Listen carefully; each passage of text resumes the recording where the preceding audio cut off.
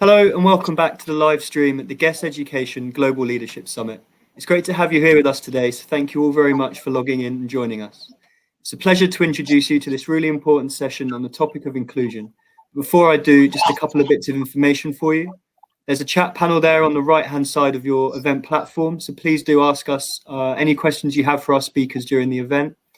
These are being moderated, so there may be a slight delay in these showing on your screen, but we'll do our very best to get through as many of them as we can. So without further ado, I'd like to hand over to our chair for this panel, Daniel Sobel, CEO and founder of Inclusion Expert. Over to you, Daniel. Well, thank you so much, Barney, and welcome everybody who is live and also those who are watching this in the recording. I'm really excited about this session. I do many online training things nowadays, but this one is really at the top of my excitement list.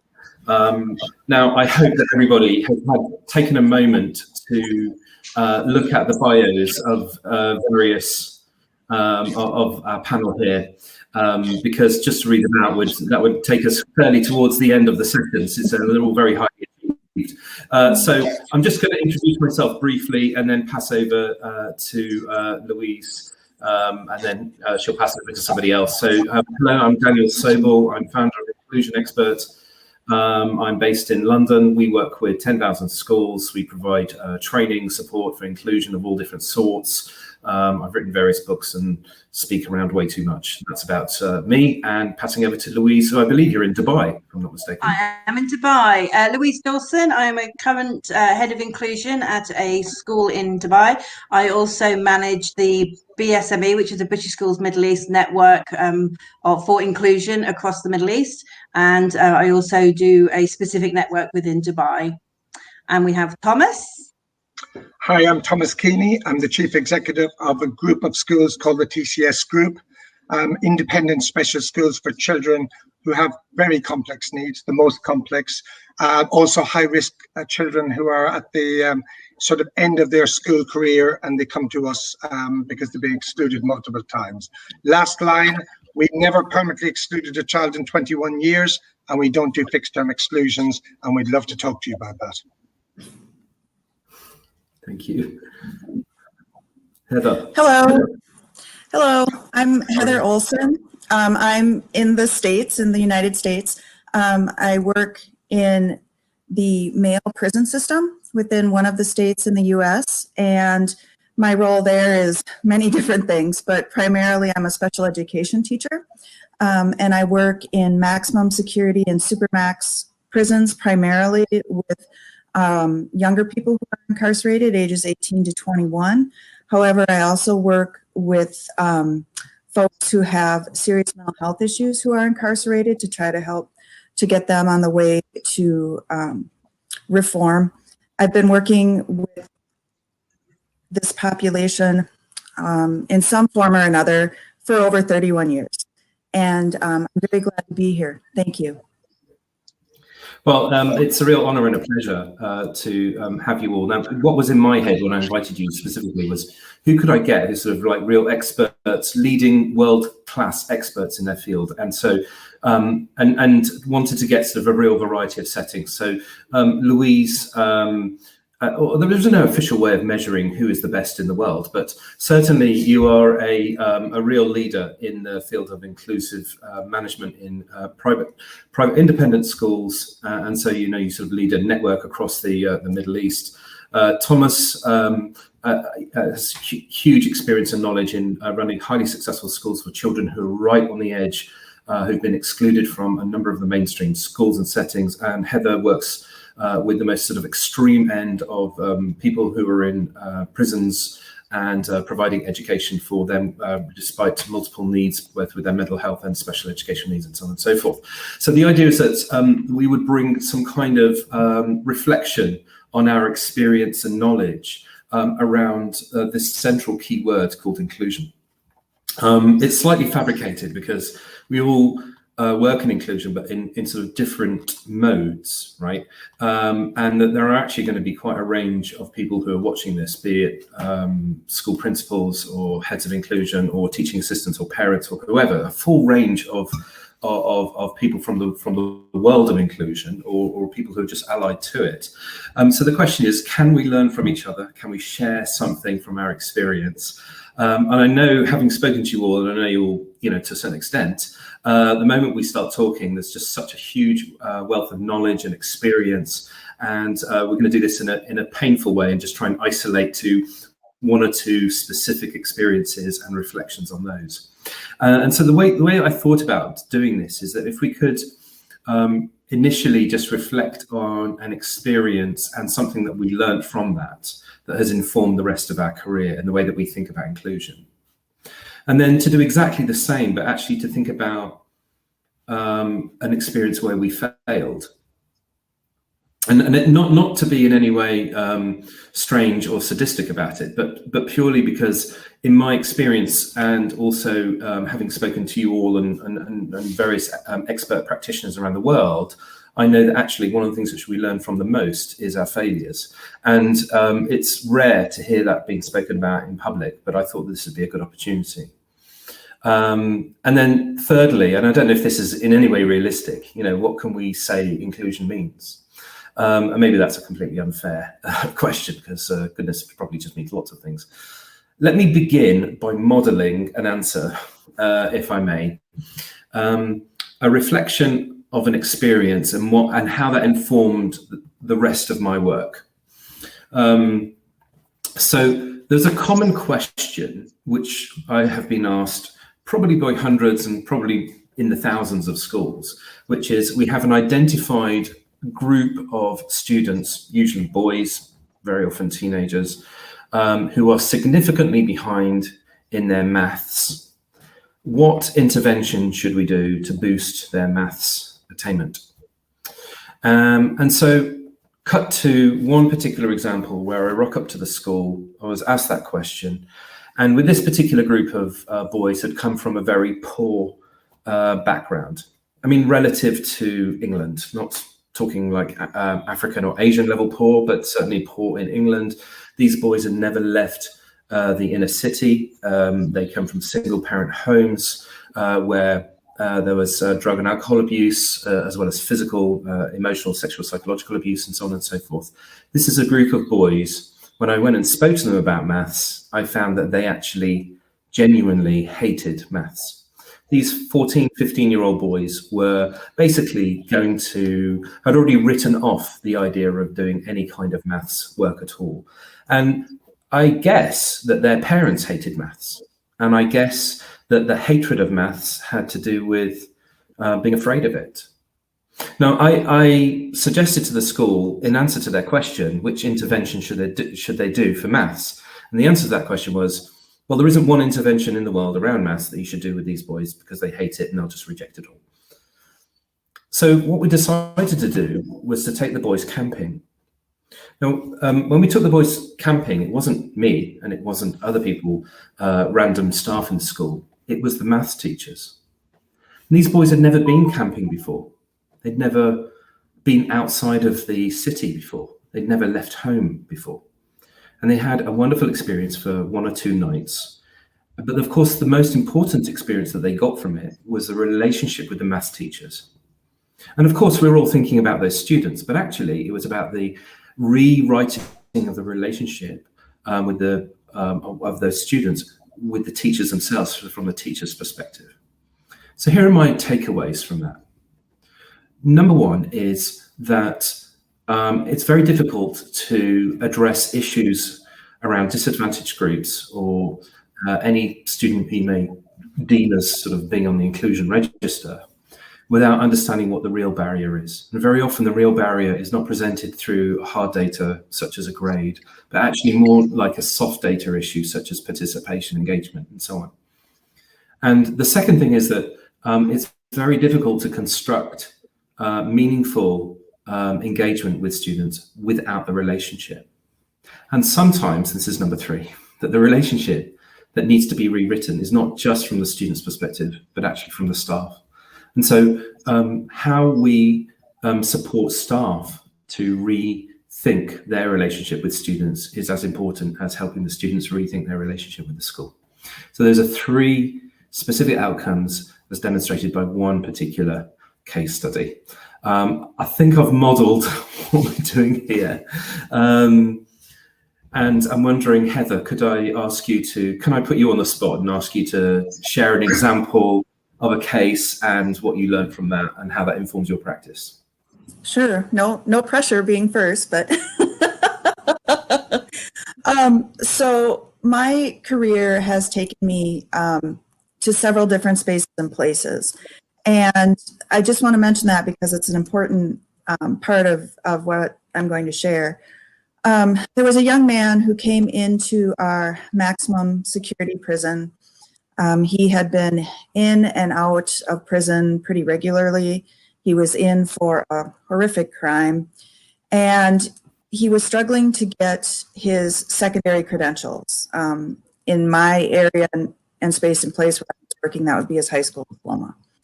And he was fighting with the teachers. He was driving the teachers crazy. Things just weren't working. And what happened was people began to notice that when I would come in the room, this young man would gravitate towards me, be very, quiet. He'd quiet down. He'd do as he was told. And it was strange because in the prison system in the United States and where I work, if young men start doing that with female staff, usually there's a lot of questions raised. But this young man was responding to me differently than that kind of scenario. And what it turned out to be, and I'll make this short for time, but I had worked with him when he was younger, much younger, in an elementary school. And at that time, I was a lead in the school. And so when discipline would be done or whatever, I would be there to kind of supervise and make sure things were being followed. This young man had been restrained numerous times because he was violent, he was aggressive. And I happened to be the person who was there when he was being restrained. And I was supervising the staff doing it. And in the course of the restraint, I'd be to him, calm down, let's try to work this out, da-da-da. Well, years later, when he's in prison, he remembered who I was. And he identified me as a safe person.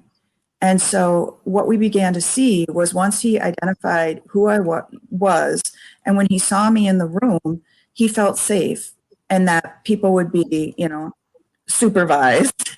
And it enabled him to be able to learn. And he got his diploma.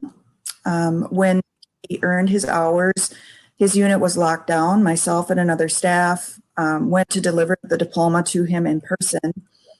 And he is multi-generational gang family, very involved in weapons, drugs, and prostitution in the state that I work in. And when we handed him that diploma, that young man cried and cried. And it was because he had never achieved something like that before. He was released into the community 3 years ago. He has not returned. He has not received any violations on his parole. And he has called us at times to tell us things like, I got a job at McDonald's, and we can hear, the orders, I want a Big Mac in the background. But he's doing it. He's getting out there and he's doing it. And that could not have happened if someone did not have another relationship, didn't have a relationship with him that enabled him to feel safe, to begin to open his mind to new ideas and new options. And I just want to share a very quick statistic with folks, the power of relationships. And that is that I work in a maximum security prison. 5 years ago, we took a look at the rates of our students who are earning secondary degrees, which would be high school diploma, adult diploma, or a general equivalency diploma. We would have maybe 4 or 5 a year who are doing it. I had a discussion with the staff that I work with, and I said, can we try something new? Sure, okay. And what we did was we implemented trauma-informed practices. Since we've done that, from 2015 to date, we've had 425 people who have earned a secondary credential at one facility. 40% of them are people with identified disabilities. And so there is power in relationships, and there is power in taking the time to get to know students and to help them feel safe. And the cost to the facility, to the Department of Corrections, was zero. So thank you. Thank you, Heather. That's phenomenal. And just as I mentioned at the start, just one of many, we could sit and listen to you all day. And I'm going to pass on to Thomas next. Thomas, you work in an allied field to Heather and to Louise. You kind of sit in between. So you know, for children who have sort of been kicked out of the mainstream school system, but haven't quite arrived at where Heather works, which is in the prison system. Yes. Please go on, over to you. Okay. I wanted to think about a cohort of children in this case. And my expertise is not in working in mainstream, it's working in very complex settings with the most complex young people. So I'm really interested and attracted to mainstream practice because that's not my normal cup of tea. So I was asked with a colleague to do a piece of work in the Midlands in the UK and to go to a school that had just failed its Ofsted. And I think that the failure of the Ofsted was the motivating factor, sadly, rather than a sort of we've seen the light in relation to inclusion. But nonetheless, I arrived and they were under pressure. And I was shown a cohort of young people, 5 young people. And I was told, and the language of school life without labels hadn't permeated that school. So I was told the alphabet soup, you know, there's the alphabet soup of labels. So every child had 5 labels. But what I noticed about these children was that when I met them, first of all, that we would love to get them in my setting because they were genuinely, they hadn't integrated all of those difficult behaviors completely. And we thought they were quite easy to work with. But for the school itself, it was a massive challenge. The school had not worked out which children were leaving which classroom, so they hadn't put into being a system for supporting the teachers who were perhaps struggling the most. So there were some quick wins, very easy wins. You know, let's work out where the children are going. Why can't they manage in that class? And can we very subtly help that teacher to develop some relationship skills, a bit like Daniel's story. But the most extraordinary thing, and I guess this is about mainstream schools, often you cannot know what you don't know. Each one of us here would wish we had our heads from 10 years ago, and we could take the 10-year-old and put the current head on that 10-year-old person, and we would be magical in our understanding. We all wish that. But what was really interesting for me was I was told that there was no curriculum for these 5 children. So I met them, and the school had a farm, and I took them over and I walked around the farm with them, and we looked at all these wonderful animals. And this was a middle year school, which had the most incredible curriculum right in front of me. I asked the children if they liked animals. They said they loved them, and they got excited and they started to play with the animals. I asked the school staff why there wasn't a bespoke curriculum around working with the animals. We'll teach them maths by stealth, we'll teach them English by stealth, etc. And the answer was, well, they're badly behaved. What kind of message would that deliver to the rest of the school? And the final piece that surprised me, and this is because I'm a new practitioner to mainstream schools, not because this was such terrible practice. The parents had not been called by the headmaster ever. A teaching assistant regularly called to issue the fixed term exclusions. So the families that I spoke to said, I want to be here. It's transgenerational. Our children's children came to this school. It's the nearest one. The one down the road is not good at all. There's gangs and there's all sorts of stuff going on down there. This is the best of a bad lot. We'd love to speak to Johnny, not his real name, the head teacher. And as a result of speaking to Johnny, we would beg him to talk to us and to see our children differently. So I suppose all I would say is that what I was able to leave Johnny with, I'm not sure that Johnny took the baton from me and ran with it, by the way, but what I was able to leave him with was these children are crying out. Their behavior is a very clear communication.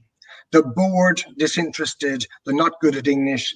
As Daniel said, they're not good at maths. And they're saying, somebody stop me and somebody help me, please. And that's what the behaviors are saying. We love animals. And you know what I wanted to do? I asked that head to tear up the rule book and throw it in the bin and start on Monday morning with a lovely phone call to mum, change the kaleidoscope of how we work. So ring mum and say, I'm really sorry. I'm not sure that head teachers are good at saying, I'm really sorry, but I'm really sorry. I should have been in touch with you. Get them in.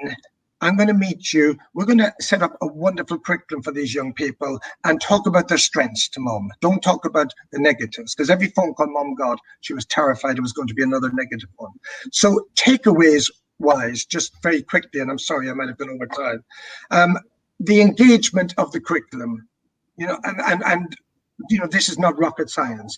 Find the thing that they love.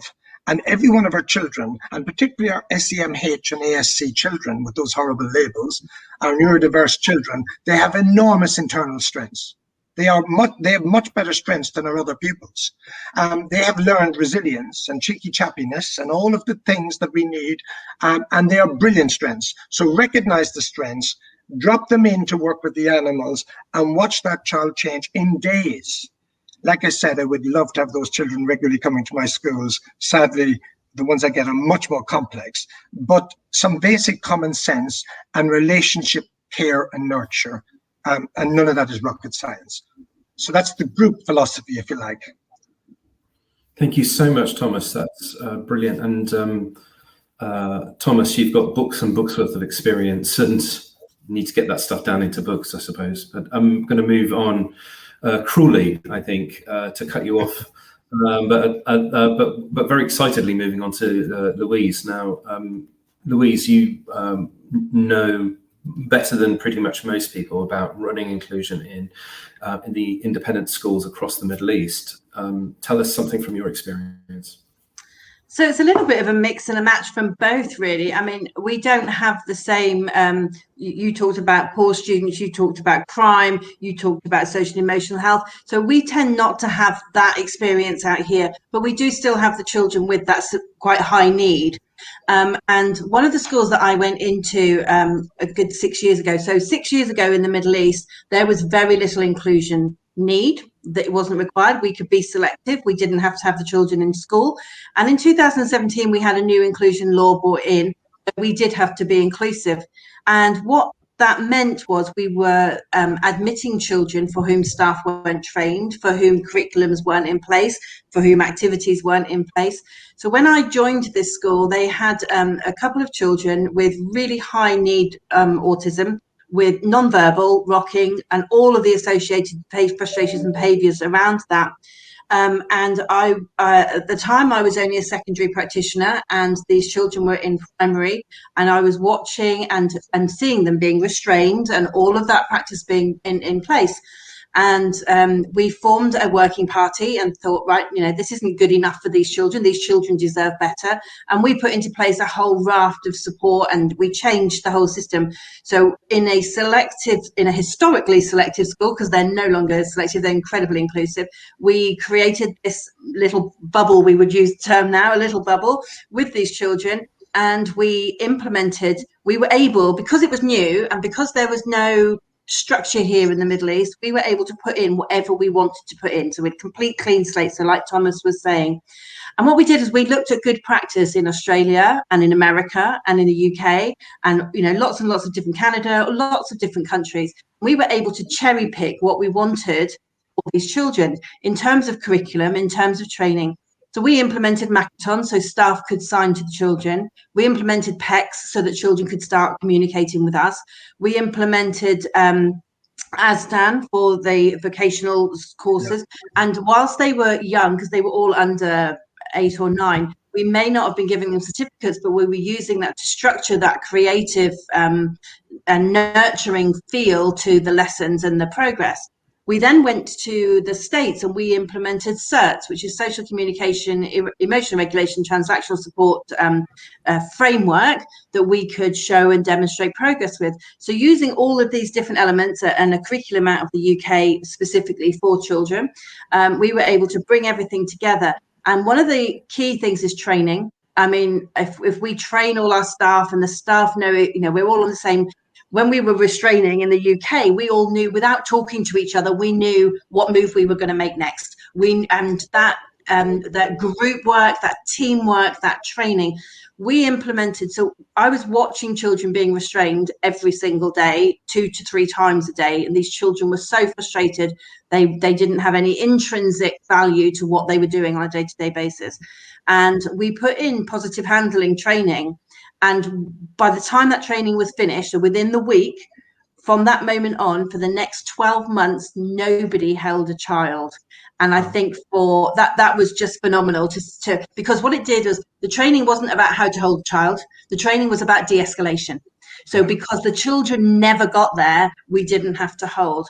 And it was just, it was wonderful to start with no strategy, no funding, no training, no foresight, no strategy, no progress taking place, to then swap that round in months to merging all of this really good practice and creating something. And I think the success is, that was 5 children. I have left because I think you get to a point where you grow something, you need to hand off your baby, you create that succession planning, you train, and then you can walk away.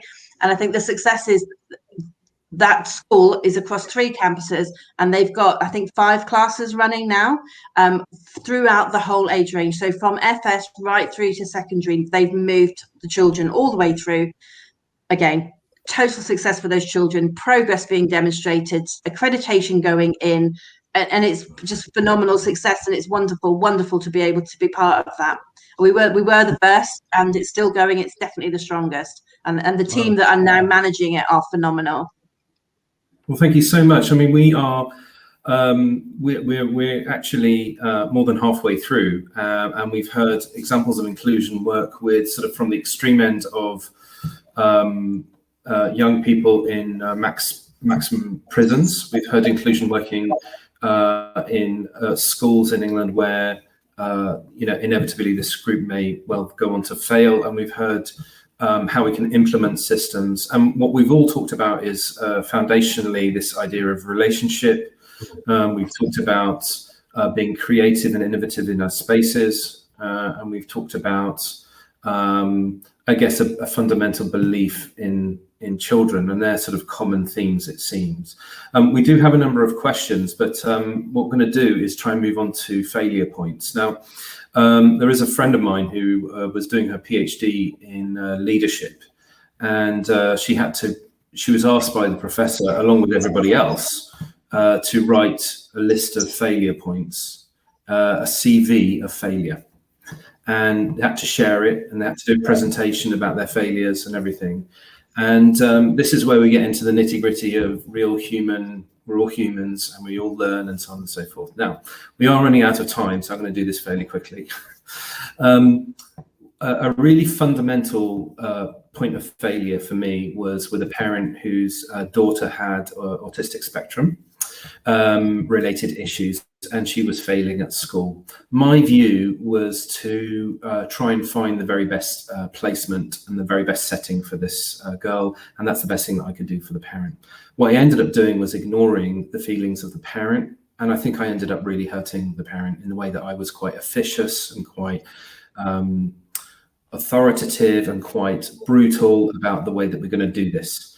And over a period of time, I basically just ignored her and her feelings. Having sat with that for a long time and reflected on it, that led me to understand that the relationship with parents and families bears everything on the cases that I deal with, and with the school's relationship with families, especially hard to reach ones. It made me understand that actually I need to chart the journey of how a parent who may be feeling vulnerable or excluded or not part of the school, or particularly vulnerable themselves, how to enable them to feel safe in the environment. And I ended up writing a chapter in one of my books on how to, with empathy, build a framework and an environment of empathy for hard to reach and vulnerable families. And so that failure led towards something that I've ended up really focusing on. Let me pass over to Heather. Let's just go around again. Sure. One of my failure points was when I had been teaching in the correctional system, and then I left for several years and I returned. to teaching, and it was in the adult system. And I was meeting with a young man on his living unit, trying to get him engaged, because like Thomas said, that engagement piece is so crucial in finding what the student is interested in. And this young man was not ready for that conversation, and I should have been reading the cues, but I got caught up. I was in a hurry. I wanted to just get this done. Let's go. And I forgot he was reading my cues as well. And he ended up getting very angry, very aggressive, stepping towards me. We had to, call for assistance and break him away from coming after me and that sort of thing. And he ended up going to segregation, which is where they're locked down for 23 hours a day. And that was a failure, because I should have been more patient. I should have read his cues. I should have, not been caught up on meeting timelines, perceived timelines, and focused on the student and his needs. As a result, the student would not work with me. Quite frankly, I don't blame him. And we ended up, myself and another teacher, partnering to work with him and get him through. But again, a very important reminder that the focus always needs to be on the student and not the other external things going on. Thank you. Thank you. Thomas? Mine is more of a systemic failure. So because I sit on top of an organization, my direct practice days are behind me, sadly. But what we've done is we've removed exclusion as a possibility. So what we've done is we've created a facilitating environment where young people arrive, but they don't believe us. So they have to push us, because they've been let down so many times by the adults. It's a healthy attachment disorder. If adults let you down 40 times and keep leaving you and moving you, then it's truly healthy to not trust the next set of adults. So we can never persuade them we mean it. So they push us back and they push us back, particularly our children in public care and our looked after children. It is called in the UK these days, the new term is care experienced pupils. Yeah. So one of them, I'm going to call her Mary, was notorious. Mary was like King Lear in a storm. And whenever Mary broke down a foster family, and she did it 16 times in 3 years, we would have to batten down the hatches, because Mary would hurt us all and kill us all and scream at us, etc., etc. And we were really proud that for 3.5 years we'd held Mary. We were the longest placement that she'd ever had, but we watched her life outside of us disintegrate continuously. So she was literally breaking down foster carers at an almighty rate. And every time she broke them down, she was further confirmed for herself that she had low self-worth, that it was, everyone else's fault. What inside internalized was that experience of, I'm not good enough. And we were the only ones that could hold her. And then I received the very sad news, which I found out too late, and this is my systemic failure. We ran out of foster carers. However, we said that we would let her go to another part of the country, and we should never have done that. And I regret it at leisure. When you make mistakes, you regret them over long periods of time, never short, sharp lessons. And I used her as an example for our organization, and we developed a new strand of thinking called never giving up. We created our new philosophy, which was never giving up at all, and it's unacceptable. So we don't care what any child does to us, and we mean that literally. They will never be excluded, and we'll never give up.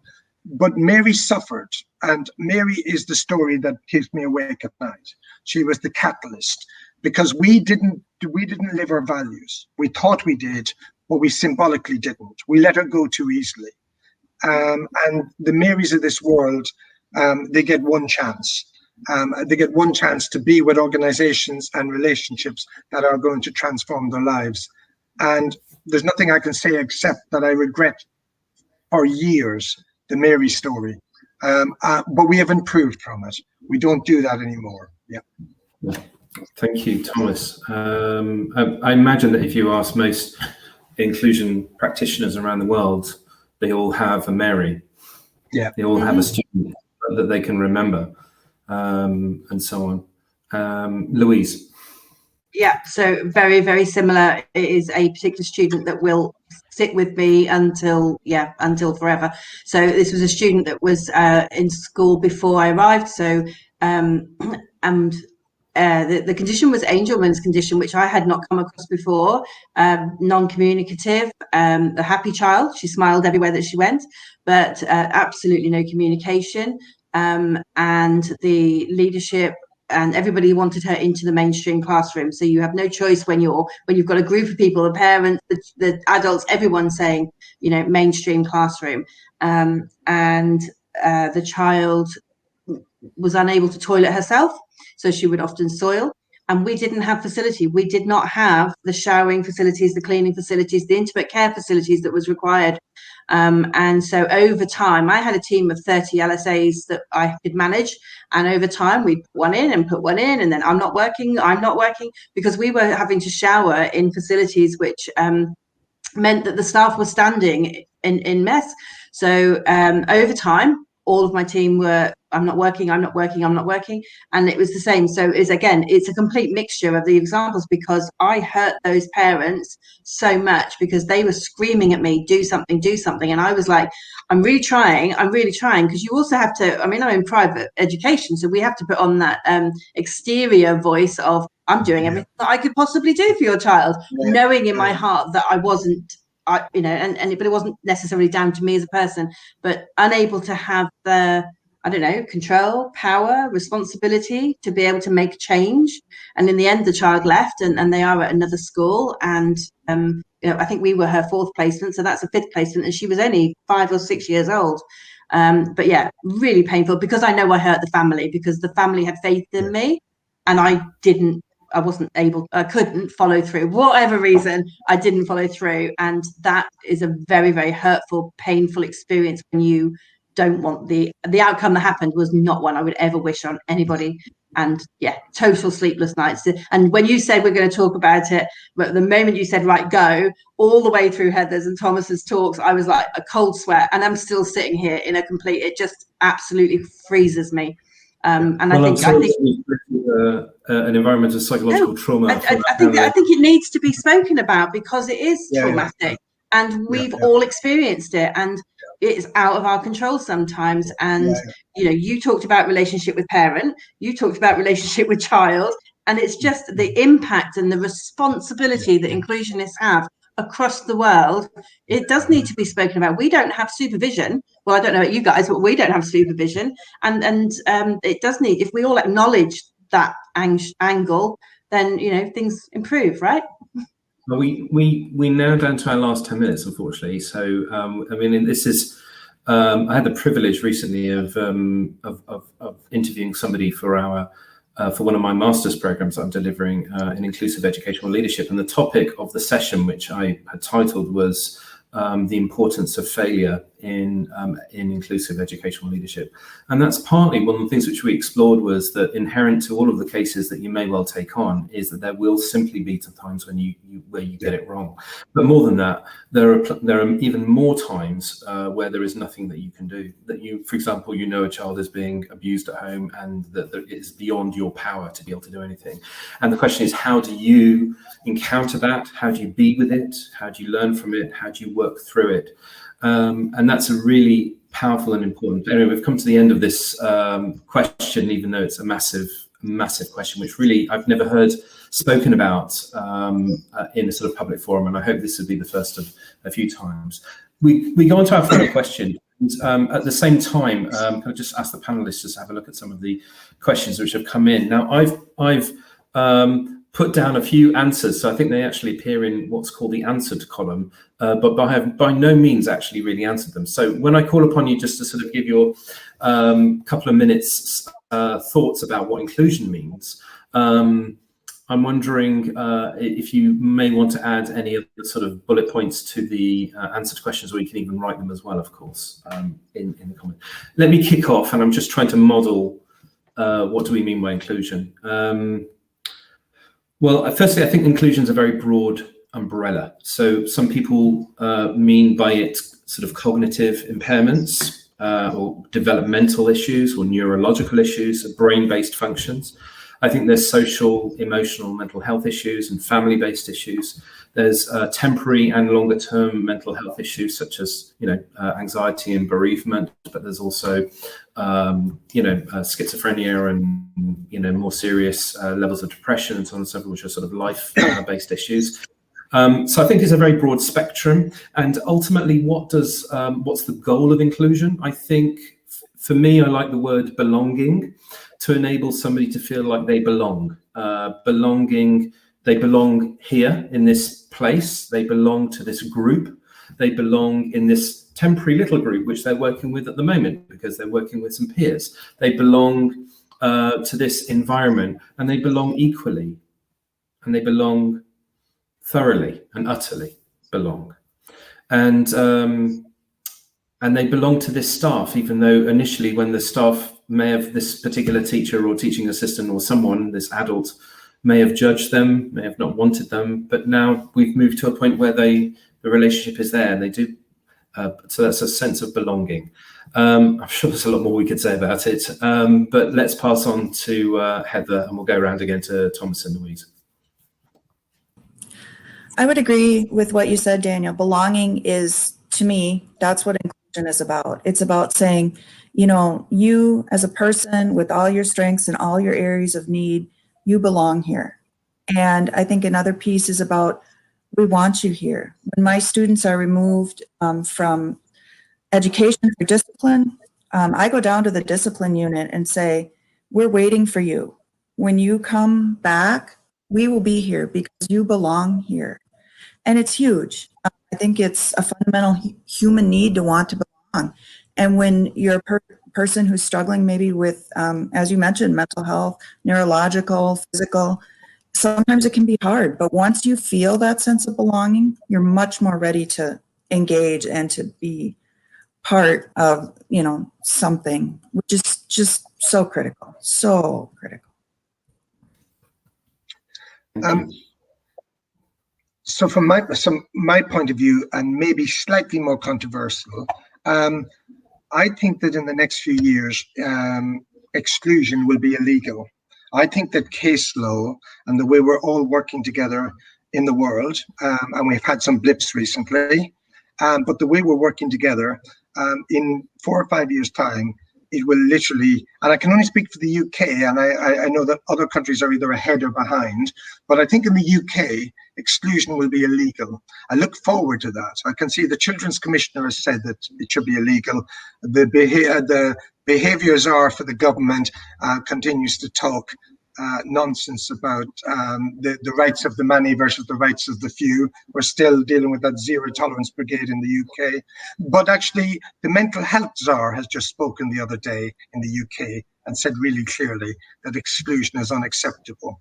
So if you think about it, guys, what we're describing here is disabled children, and the concept that disabled children are who arrive into school as an inclusive place for all, rather than an exclusive place for some, which it seems to be at the moment. So my contention is that inclusion will be, it will be a standard that is accepted. Everyone else will rewrite their histories very quickly and say, we were there first. And the word itself means for me, safe space. It means that a child who's terrorized and marginalized, and the socioeconomic conditions for the families and all of those exclusions that they experience neurodiversity-wise, SEMH or ASC-wise, will eventually have to go. So I would recommend strongly that we jump on that bandwagon earlier rather than later, and that we accept that we cannot be excluding disabled children. It's disgusting. It's Oliver Twist stuff. And we've got to move on, guys. And it's not easy to do that. And certainly there's lots of people out there helping. And people like Daniel here with half the world appear to be following his guidance. He's written stuff which makes complete sense to me on the ground of the classroom. And it's about looking at that stuff and making an investment and winning over one person at a time. Because we've got to get in short, Thomas, buy my books. That's the in short. Is that? Well, as an Irishman, I never did know how to make a long story short. As an Irishman, I just want to be clear about that. Yeah. But But in short, go out and find out how to include your children. Do not sit wringing your hands and saying, "Oh, woe is me, I don't have the money." There are multiple free things you can do, multiple free things. Relationship mentoring, simple thing. Every school can have 10 relationship mentors and can train them really well, and it costs zero. And you can make difference to those children's lives like we all want to. Sorry, that was my Thanks, Thomas. Sorry. That's all right. No, I know we're all like that. And just Louise, we've just got 2 minutes. I'm sorry, absolutely, I can do it in 2 minutes because you've all summarised inclusion. I think what we need to move towards is remembering that every single person, not just child, teacher, adult, parent, every single person is different. One person with autism is different to another person with autism. The labels, access, the support, they do not classify the person, and inclusion is understanding each individual and making sure they get what they need. There you go, Daniel, nice and short for you. Wow. Yes. And I think what you were going to say is that there's a whole section of that in my latest book. Is that what you were about to say, Louise? It's all in my book. I just haven't written it yet. Shameless plugging aside, we all are on LinkedIn, and people can look us up on LinkedIn and be in touch. We'd like. We like that. I actually would like getting questions and thoughts. We have had a whole bunch of different questions throughout, and I think we only have just a few minutes left, so I'm wondering if we just choose one. Doesn't one of the questions mean the same thing globally? Yeah. One of the things which one of the questions was, how can a school develop further inclusive practices? I mean, that's a sort of a bit of a theme, and I'm just summarising 2 or 3 of the sort of the key questions. And I'm of the belief that there needs to be effective, simple, clear training which builds skills and attitudes, and an awareness that there is a limitation of people's emotional intelligence. So some people actually they don't have the natural ingredients for working with children who present with emotional psychological challenges, and that's partly because they're just not built that way. And that's an interesting sort of challenge to be sort of aware of. Let's go in reverse. Louise, is it simple to find this sort of training, or what is effective training? Or is it simple to find training? No. I'm overseas, so it is very difficult. I find, especially in these times, drip feeding, small, one thing at a time.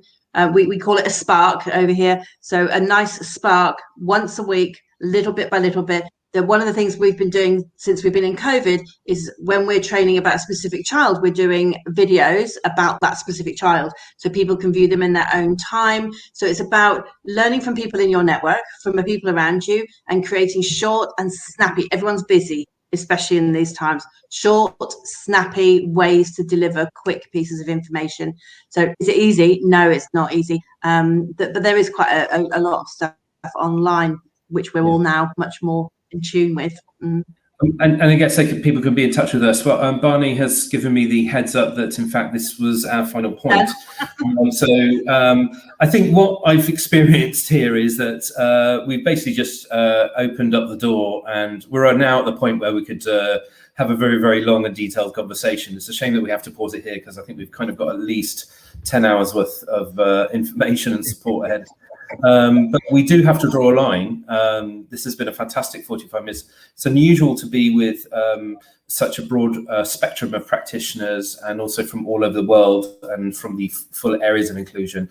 I've written down some summary points which are in the answered section here as to what I think that we've learned. But I think a key point has come across throughout all of this, which is about relationship. And that, I don't want to limit it to that one key factor, but that has been a recurring theme again and again and again. And it's about supporting staff to be able to have that relationship, either with skills and attitudes and so on and so forth.